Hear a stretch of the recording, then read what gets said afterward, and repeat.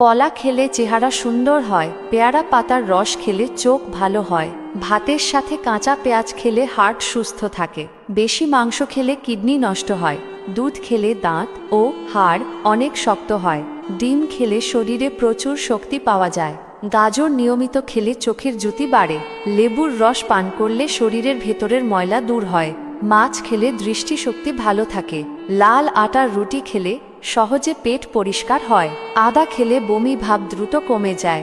আর একটি কথা, আপনি যদি সত্যিকারের একজন পরোপকারী এবং ভালো মনের মানুষ হয়ে থাকেন, তাহলে আমি বিশ্বাস করি আপনি শেয়ার করবেন, কারণ আপনার একটি শেয়ারে কার উপকার হয়ে যাবে এটা কেউ বলতে পারবে না। এই বিষয়ে রাসূলুল্লাহ সাল্লাল্লাহু আলাইহি ওয়াসাল্লাম বলেছেন, যে ব্যক্তি মানুষের উপকার করে আল্লাহ তার উপকার করেন।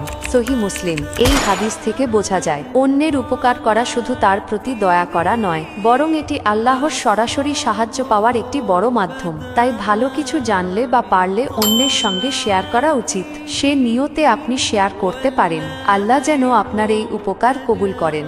আমিন। ধন্যবাদ। আসসালামু আলাইকুম।